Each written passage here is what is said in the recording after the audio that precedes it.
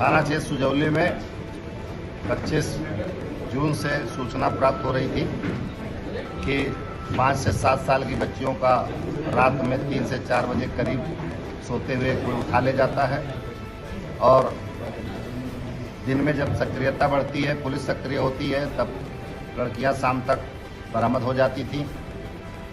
इस तरह से कुल 4 घटनाओं का बात पता चली थी जिसमें मुकदमे पंजीकृत किए गए थे और 5 टीमें जनपद में पुलिस द्वारा लगाई गई थी। बच्चियों के बयान से पता चला कि इसके हाथ में टैटू है, सर बाल इसका छोटा छोटा है, 25 से 30-32 साल की इसकी अवस्था है, शराब पीता है और बाद में अपने हरकत के बाद फिर बच्चियों के साथ टॉफ़ी खिलाता है, कुछ खिलाता है।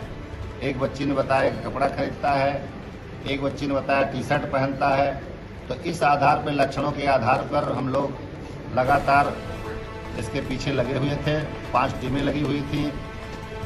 स्थानीय स्तर पर क्षेत्राधिकारी मिहीपुरवा श्रीमती हंसिता तिवारी, श्री डी.पी. तिवारी, अपर पुलिस अधीक्षक ग्रामीण लगातार वहां कैंप कर रहे थे। मेरे द्वारा स्वयं भी प्रत्येक रात को लगातार दबिशें दी जा रही थी। उसी में मुखबिर द्वारा ये सूचना प्राप्त हुई कि सुलिया का एक लड़का अविनाश पांडे है जो सुजौली का ही रहने वाला है, उसके पीछे टीमें लगी हुई थी। उसकी गिरफ्तारी की गई। गिरफ्तार करते ही जो हुलिया बताई जा रहे हैं उसके आधार पर उसके शरीर पे समस्त लक्षण पाए गए। टैटू पाया गया और छोटे छोटे बाल पाए गए। बच्ची ने बताया था कि 2 मोबाइल रखता है, उस मोबाइल में उसको पोर्न दिखाया था। जैसे मोबाइल खोला गया, समस्त लक्षण उन मोबाइलों से पाए गए। उन बच्चियों की नग्न तस्वीरें पाई गई। इसके आधार पर पुलिस ने कठोरतापूर्वक से पूछताछ किया तो इसने समस्त घटनाओं को अंजाम देना कबूल किया। ये निश्चित तौर से इसकी जो गतिविधि थी वो एक सामान्य इंसान की गतिविधि नहीं थी।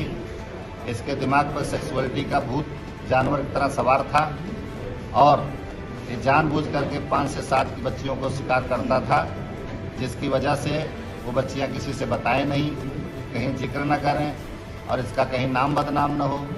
तो इस प्रकार हम लोगों ने, पुलिस टीम ने पूरा परिश्रम करके इसको गिरफ्तार किया और विवेचनाएं चल रही हैं। 4 मुकदमे जो पंजीकृत किए गए हैं, सभी में इसके माध्यम से घटनास्थल से साक्ष्य प्राप्त हुए, इसके कपड़े प्राप्त हुए, लड़कियों के कपड़े प्राप्त हुए।